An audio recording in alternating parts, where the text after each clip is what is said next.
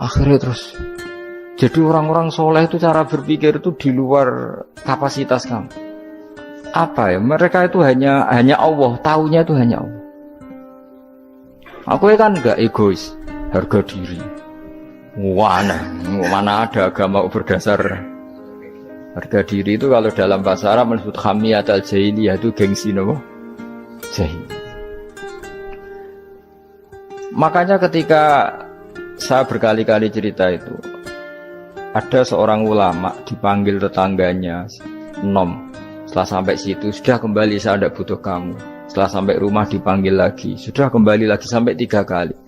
Ulamanya yang tetap ceria, tetap nyaman. Ketika ditanya, kenapa engkau tetap nyaman?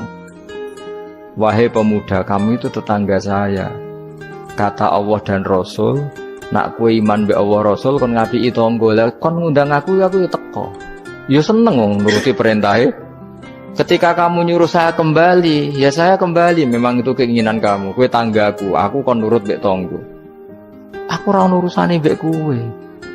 Aku mau nyaman mbek perintahe. Nangis pemuda tadi itu tobat. Kalau kamu kan warga diri, orang kok dipimpong. Ini gak bakat wali blas. Jadi orang dulu itu nyaman. Karena ya pikirannya namung Allah Subhanahu wa ta'ala. Umar bin Abdul Aziz itu termasuk khalifah paling soleh setelah periode sahabat. Itu mau kapundhut itu santai. Ketika keluarganya menangis, kenapa kamu menangisi saya? Ya karena engkau mau mati. Memangnya kalau mati mau kemana? Ila khairi madhubin ilaih, kedat terbaik. Terus aku mbok kon urip awar kowe gak jelas iso ngrumat aku ta ora. Anak Allah malah jelas. Saiki apik ndi urip mbek wong ora jelas sampai sing jelas. Ya wis kapundhut. Kowe kan gak mati ku wedi. Dosane akeh. Lah mungkin nek urip terus ra dosa apa to ngene. Gaya tok asline. Dosa kula cek kathah Gus kok mati terus. Ya malah apik mati ora dosa meneh. Biasa wae nek apik mati biasa karena potensinya kamu urip suwi ku dosane apa taat meneh. Ya jawab. Potensine. Dosa meneh apa taat meneh? Apa ya dosa ya taat. Terus pas mati pas taat atau pas dosa? Ora usah ngono biasa ya. Ape mati ae matur pangeran Gusti nak saene mati nggih. Mati mawon nak saene urip nggih. Urip mawon Gusti semua anut jenengan wis. Zaman kula urip sing ngrumat nggih jenengan mungkin sampean mati bisa ngelola nggih napa? Jenengan pun donya sing ngurusin jenengan. Kan sebenarnya kalau kita berpikir gitu kan nyaman. Zaman kamu hidup yang mengendalikan jantung, paru-paru, oksigen juga Allah. Dan kamu enggak tahu caranya, tahu-tahu hidup. Tapi setelah mati dikubur kamu iskal.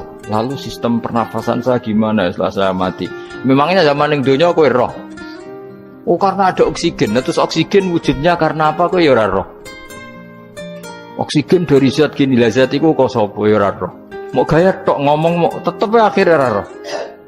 Lan kadang kula gawok mbek wong goblok wis ora roh kabeh dari awal mau alam semoga iku gak usah nerang. Nah, artinya gini, kalau zaman di dunia kamu tidak bisa mengelola diri kamu sendiri, juga sama setelah mati tidak bisa mengelola diri kamu sendiri. Semua itu al-amru biyadil, semua itu dalam kekuasaan Allah Subhanahu wa ta'ala. Ya sudah, alaihi tawakkaltu wa ilaihi unib. Ya sudah, kita pasrah saja dan kita hanya kembali kepada Allah Subhanahu wa ta'ala. Ya sudah, itu agama. Tidak bawa logika pakai akal. Wah, itu orang mati itu sudah nggak bisa apa-apa, sudah jadi tanah gini-gini. Ya, masalah catekar yang ngerti, nek jadi tanah itu tidak bisa apa. Tapi masalahnya kita ini dikendalikan oleh zat yang bisa mengelola semua. Yaitu Nabi Adam diciptakan juga dari tanah. Ya sudah, hanya berdasar riwayat itu yang kita akhirnya meyakini setelah kita mati juga bisa hidup lagi. Iki rasa khawatir, iblis itu ya dhaif, iblis ya lemah. Nyatane ya kowe tetep ngaji jalalan. Berarti ora sukses menyesatkan. Kodang di kowe iblis. Ya kodang sampean, kon ra ngaji tetep ngaji. Kon paham tetep ora paham. Berarti iblis iki enggak keren no. Betul, saya setiap melihat orang sholat itu menyaksikan kekalahan apa? Iblis. Jadi iblis itu ya kalah orang kok hebat ya ora. Biasa mawon, ora usah mbok sing hebat ya nama pangeran. Dari awal iblis wis menyerah ngadepi orang sing ikhlas. Ikhlas itu dimulai dari awal. Cara bahasa Inggris pokoknya hilir sampai hulu sampai hilir itu kudu ikhlas kabeh. Misalnya kita duit, yakin nek iku wae Allah. Sehingga kita ketika ngasihkan orang itu kamu nggak merasa itu milik kamu, sehingga nggak gampang undat. Selagi itu kamu benar keduanya awalnya salah itu masih mungkin tidak ikhlas. Uang ini milik saya, tak kasihkan kamu dengan ikhlas.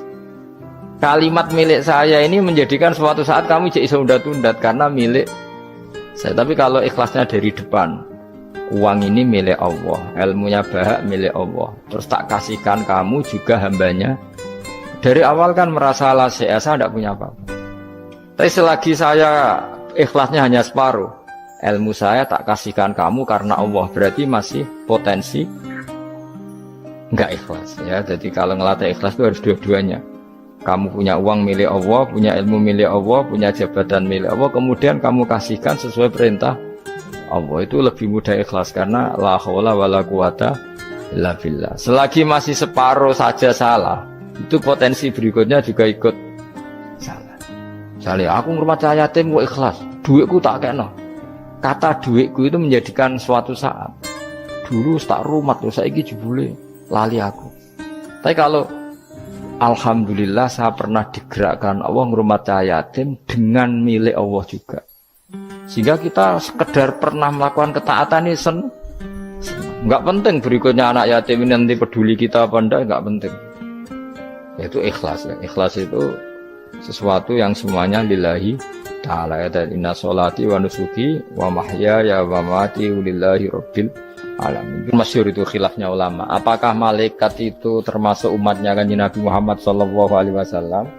Ada ulama yang mengatakan cara pandang Nabi diutus itu untuk mensolehkan yang tidak soleh atau mensolehkan yang potensi tidak soleh. Kan orang itu ada dua, ada yang memang tidak soleh disolehkan, ada yang potensi tidak soleh, sebetulnya sudah soleh tapi potensi juga tidak soleh terus disolehkan. Nah malaikat ini kan tidak berpotensi maksiat sehingga nggak butuh nabi. Seorang lagi malaikat itu kan nggak mungkin tidak soleh, selalu soleh, berarti nggak butuh nabi. Itu cara pikiran Imam Suyuti, sehingga dia mengatakan Quran itu memperingatkan semuanya kecuali malaikat, karena malaikat tanpa diperingatkan sudah soleh. Tapi kata ulama yang lain tidak seperti itu. Malaikat tetap senang sebagai umatnya Rasulullah Shallallahu Alaihi Wasallam karena butuh status tasyrif. Tasyrif itu keren. Nanti ditakoki kowe melok kelompok sopo, melok kelompok Kanjeng Nabi Muhammad Shallallahu Alaihi Wasallam. Sehingga kalau nanti ditanya Allah, mimman anta misalnya, min ummati habibika Muhammad, itu keren. Kayak termasuk umatnya kekasihmu Nabi Muhammad Shallallahu Alaihi Wasallam. Lalu kamu ngikuti apa? Yo min ahsani kitabik, macam ngikuti kitab terbaikmu ya Allah. Sehingga mereka ikut umatnya Nabi bukan karena disolehkan, tapi karena tasrif, satu kehormatan. Itu yang diikuti ulama. Tradisi kita ahli sunnah ngikuti yang pendapat itu, ngikuti bahwa malaikat pun suka dikategorikan umatnya Kanjeng Nabi Muhammad Sallallahu Alaihi Wasallam karena nambahi tasrif. Nambahi apa? Tasrif. Masyhur itu Imam Suyuti dalam hal ini. Kita ngikuti ulama mayoritas, bukan ngikuti yang ini. Masyhur kan Jibril ditanya, kan itu ketika Jibril ketemu Nabi Muhammad ditanya, untungnya apa kamu jadi safir? Safir itu kira-kira terjemahan bebasnya panitia saya. Jibril itu kan ya jauh dari langit turun bumi, dari langit itu kan jauh. Terus kamu untungnya apa? Karena Jibril itu tahu betul peristiwa yang pernah dilakukan Allah. Yaitu kayak apa malaikat yang di langit bisa diusir karena kesalahan tertentu.